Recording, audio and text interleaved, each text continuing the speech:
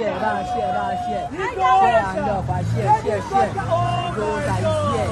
Ewoma Benu, Ewoma Lanubarika, Ewogole Yoruba, Ogogogo, Africa, Sianye.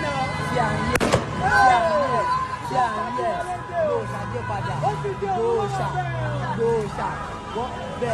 What best? This social media brings work closer to your doorstep.